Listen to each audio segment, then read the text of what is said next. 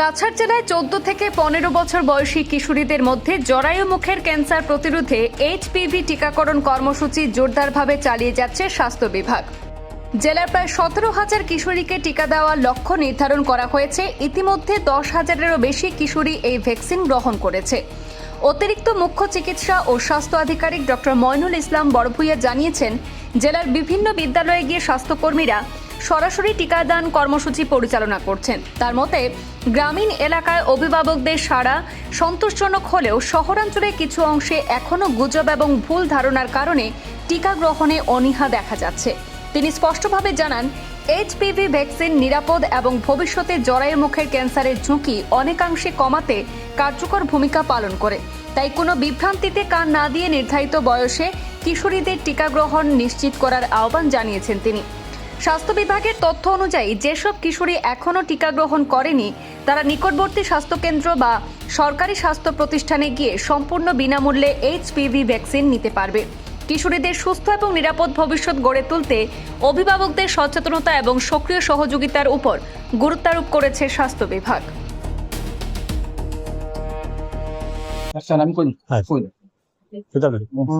আমরা যে অফিস, সেই অফিসের যেটা কাজ, মেইন কাজ, সেই কাজ হচ্ছে শিশুদেরকে টিকাকরণ করা। টিকা শুনলেই আমাদের মনে একটা আতঙ্ক জাগে। আমরাও যখন ছোট ছিলাম তখন টিকা দেওয়া মানুষ আসতো, শুনলে আমরা দৌড়াতাম। তো এটা দৌড়ানোর কিছু নেই। সেই টিকাটা হচ্ছে ভ্যাকসিন, মানুষকে সুস্থ রাখার জন্য। আমাদের কিছু রোগ আছে, সেটা ভ্যাকসিন দিলে আমরা সেই রোগটা হয় না। যেমন ধরুন পোলিও, যেমন ধরুন ডিফথেরিয়া, যেমন ধরুন টিটেনাস, এগুলা। যেমন ধরুন আমরা কুকুরে কামড়ালে আমরা ভ্যাকসিন দিই, আমরা জলাতঙ্ক রোগ না হওয়ার জন্য। তো যখনই আমরা কোনো ভ্যাকসিন নিয়ে যাই, আমাদের দুর্ভাগ্য, আমাদের সমাজে কিছু ভুল বার্তা পৌঁছে দেওয়া হয় যে ভ্যাকসিন নিলে এই ক্ষতি হবে, সেই ক্ষতি হবে। সেই ভ্যাকসিন সেইটা একটা মেসেজ সমাজে ছড়িয়ে আমাদের কাজটাকে খুব কঠিন করে দেয়।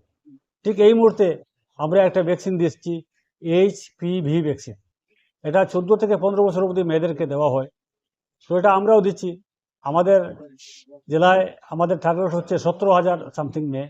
আমরা ইতিমধ্যে 10,000 মেয়েকে দিতে পেরেছি। তো এইচপিভি ভ্যাকসিন দিয়েও আমরা যখন যাই, এই সমস্যা মানুষের মধ্যে একটা আতঙ্ক, এই ভ্যাকসিন দিলে নাকি এই ক্ষতি হবে, সেই ক্ষতি হবে বলে একটা প্রচার ছড়িয়ে দেওয়া হয়েছে। যার জন্য আমরা যখন ভ্যাকসিন নিয়ে যাই, শহরের মানুষ এই ভ্যাকসিনটা সহজে নিয়ে নেয়, গ্রামের মানুষ এই ভ্যাকসিনটা নিতে অনেক সময় আপত্তি করে। কিন্তু এইচপিভি ভ্যাকসিনের বেলা ঠিক উল্টা, গ্রামের মানুষগুলো নিয়ে নিয়েছে। আমাদের শহরে আমাদের পারফরমেন্স অত্যন্ত খারাপ। আমাদের শহরের যারা কর্মচারী রয়েছেন তারা আপ্রাণপণে চেষ্টা করছেন, সমস্ত স্কুলে গিয়েছেন, ও স্কুলে গিয়ে পিটিএম করেছেন, কিন্তু এখনও আমরা মাত্র 18% অবধি করতে পেরেছি। আমাদের অনেক মেয়ে বাকি রয়েছে। তো আপনাদের সাংবাদিক ভাইদের মাধ্যমে আমি সমাজকে অনুরোধ জানাবো যে বিভ্রান্ত না হয়ে আমাদের আরবান হেলথ সেন্টারে এসে বা নিকটবর্তী যে কোনো স্বাস্থ্যকেন্দ্রে গিয়ে এই এইচপিভি ভ্যাকসিনটা নিন, যাতে আমাদের মেয়েদের ভবিষ্যতে জরায়ুর ক্যান্সার না হয়। এই ভ্যাকসিনটা দেওয়ার একমাত্র উদ্দেশ্য হচ্ছে জরায়ুর ক্যান্সার থেকে প্রতিরোধ করা। ক্যান্সার আমরা সবাই জানি কি মারাত্মক রোগ।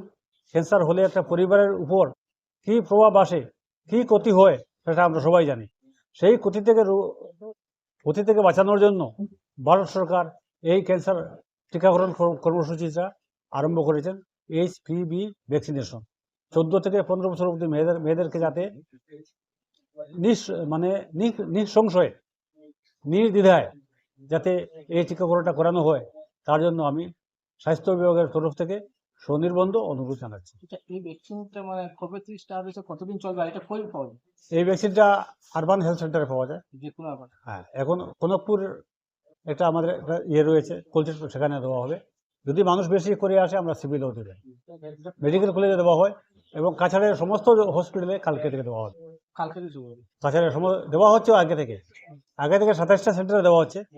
কালকে থেকে কাছাড়ের সমস্ত হসপিটালে দেওয়া হবে। কতদিন চলবে? আপ টু 25 তারিখ। কাছাড় ডিস্ট্রিক্টে মানে কত হাজার ভ্যাকসিন আপনারা দেবেন? আমাদের টার্গেট হচ্ছে 17,300 দেওয়া হয়েছে, মোটামুটি 10,000, এখন তো 7,000।